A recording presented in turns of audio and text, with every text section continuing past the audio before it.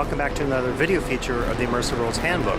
Today I'm at the Sentosa Resort Complex in Singapore, and I'm using this opportunity in this existential feature to focus on the issue of branded space and consumer space. And just behind me you can see here we have the Hard Rock Cafe Singapore, and if ever there was an icon for spaces and branding, I think the Hard Rock is an example of such a space.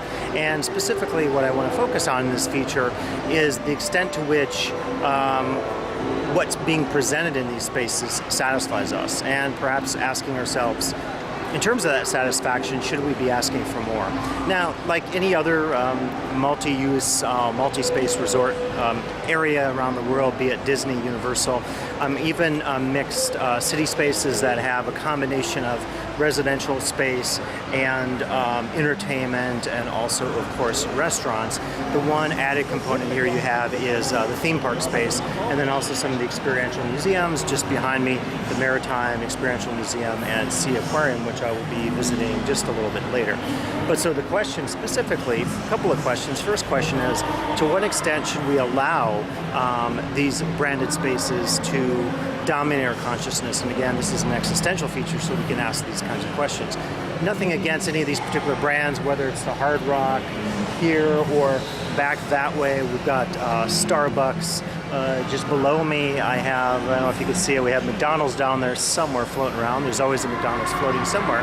And again, to go back to the Hard Rock Cafe behind me, the question I would ask is, to what extent should branded spaces like these be the spaces that we flock to? Are we allowing ourselves to be duped by these sorts of spaces and placing so much emphasis on them for our entertainment, for our social experiences, and so forth? The second thought I have for this space, or any other like it in the world, where you have mixed-use space, combinations of immersive venues, theme parks, museums, theaters, as there's a theater just below me, there's a casino, there is a series, of different types of restaurants, cafes, candy shops, theme park, you name it, all sorts of other sports experiences, beaches. I guess one question for me, or for all of us, is should there be something that connects these different disparate spaces together, other than their fact of being entertainment, consumer, and branded spaces or entities? I like to think that Disney, to some extent, was able in the theme parks, and maybe not as successful in the contemporary period with some of their experiments with adult entertainment, Pleasure Island and so forth, that closed years back. I like to think, though, that Disney has been particularly effective at being able to connect one part of a property or the brand with another part to create that seamlessness, which I think is important in any immersive environment, including multi-space and multi-use environments like this one at Sentosa. So that's my second question is, do you need some sort of overarching theme, set of values? I'm not saying it has to be a civics lesson, but there could be something there. I had the opportunity to visit Gardens by the Bay and indeed talk about civics and environmental values. There were those pieces, those norms that did connect the spaces together, I thought, in a really incredible way.